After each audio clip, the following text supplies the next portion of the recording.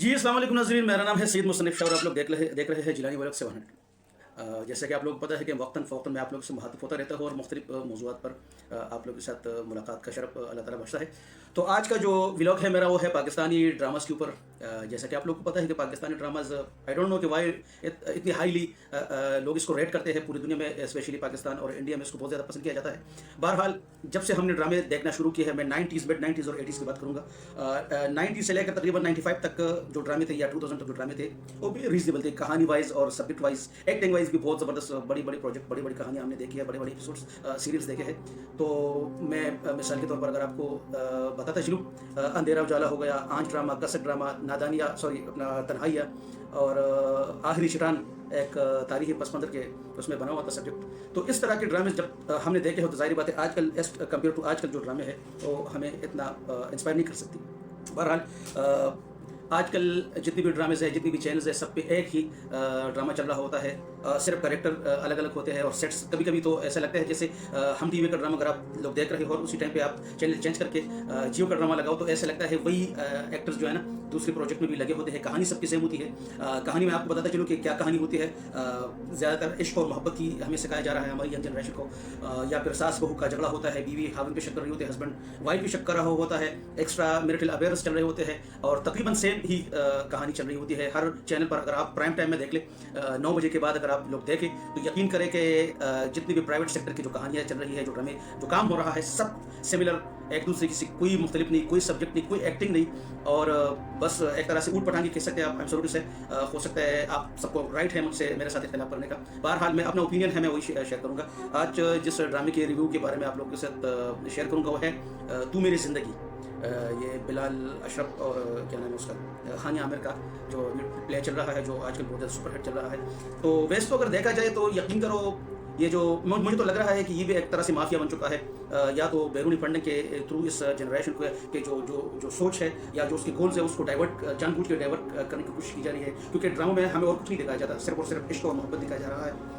और एक तरह से बिगाड़ है, एक नेगेटिव नैरेटिव जो है ना बिल्ड किया जा रहा है इस सोसाइटी के अंदर। एक तरह से हमारा अगर देखा जाए तो यकीन करो एक वेल सिविलाइज सोसाइटी को बहुत ही बुरी तरह डैमेज कर रहा है हमारा ये ड्रामा। स्कूल और कॉलेज में आपको पढ़ाई तो सवाल ही पैदा नहीं होता। कॉलेज बॉय, कॉलेज की लड़की दिखाया जा रहा है हीरो हीरोइन को, और जब ये लोग जाते हैं स्कूल तो सिर्फ इश्क करते हैं, पढ़ाई तो आप यहाँ से सोच लें कि इस ड्रामे में, जिस ड्रामे की मैं आपको बात कर रहा हूँ, हानिया आमिर को दिखाया गया है एज ए MBBS स्टूडेंट्स, जिसका जो डॉक्टर बनने के बाद हाउस जॉब कर रही है। और हाउस जॉब करने के बाद जाहिर बात है वो एक वेल एजुकेटेड फैमिली से उसका ताल्लुक है। एक लड़का है जो ऊट पटांग हरकतें कर रहा है, बड़ी रॉयल फैमिली से उसका ताल्लुक है और बिजनेस न तो वो जानता है न कर रहा है, और अपनी ऊट पटांग हरकतों से उस लड़की को इम्प्रेस करने में कामयाब हो जाता है जो हाईली वेल एजुकेटेड है, जो एक वेल एजुकेटेड फैमिली से उसका वो बिलोंग करती है। उसका बाप बहुत बड़ा डॉक्टर है। वैसे तो कहानी में उसको डॉक्टर ही दिखाया गया है, लेकिन किसी एक सीन में भी उसको क्लिनिक में नहीं दिखाया गया है कि किस तरह का डॉक्टर है, क्या सर्जन है, किस हॉस्पिटल में उसकी ड्यूटी होती है। ये भी एक तरह से एक मजाक है कि अगर आप एक इतने बड़े डॉक्टर को दिखा रहे हैं तो कम से कम उसका थोड़ा सा बैकग्राउंड में उसका कुछ सीन तो डाल दे कि वो डॉक्टर है भी क्या नहीं। बहरहाल डायरेक्टर की अपनी सोच होती है।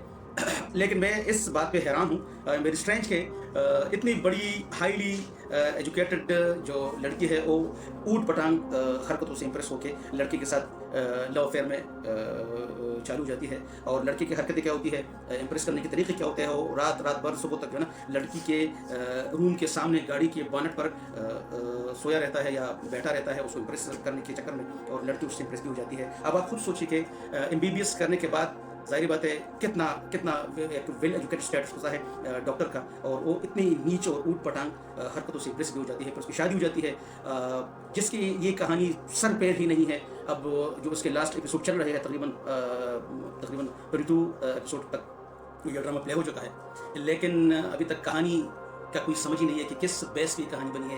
क्या हमें ये बताया जा रहा है कि हमारा जो एजुकेटेड तबका है, जो हमारा डॉक्टर्स तबका है, वो भी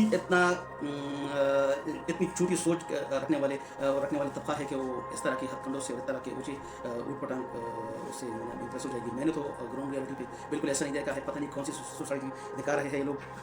तो अगर देखा जाए तो हमारे मुल्क में क्या इश्यूज़ की कमी है, क्या सब्जेक्ट नहीं है। मैं अगर आपको रिकमेंड करता चलूँ तो कितने बड़े बड़े प्रॉब्लम्स हमारे सोसाइटी के अंदर, हमारे मुल्क के अंदर बेरोज़गारी के ऊपर आप अच्छा ड्रामा बना सकते हैं। और बहुत सारे इश्यूज़ है हमारे मुल्क में। लोड शेडिंग का इतना बड़ा मसला है। आप किसी इलेक्ट्रिकल इंजीनियर को एक बहुत बड़े प्रोजेक्ट में उसको एज ए हीरो ले सकते हैं। उसके सामने जो हर्डल्स आएंगे वो किस तरह से उस हर्डल्स को फेस करके कामयाब होगा, इस तरह का कोई प्रोजेक्ट बन सकता है आराम से। लाइन ऑर्डर की कितनी बड़ी संगीन है, बहुत बड़ा मसला है। उसके ऊपर आज तक किसी प्रोड्यूसर ने, किसी राइटर ने ना कहानी लिखी, ना इसके ऊपर कुछ बनाने की जहमत की।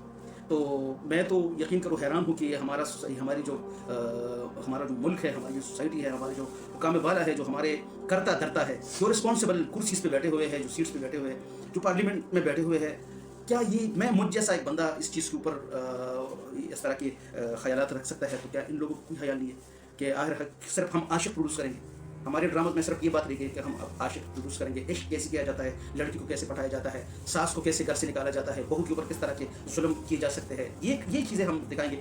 और सबसे नीची जो घटिया लेवल की जो सोच है कि बड़ी मुक़द्दस रिश्तों को इसमें जो है ना अब टारगेट कर रहे हैं। ज़ाहिर बात है, हमारा मुल्क जो है ये एक गरीब मुल्क है। हम जॉइंट फैमिली सिस्टम में रहते हैं, एक एक घर में दो दो तीन तीन फैमिलीज रहते हैं भाइयों के।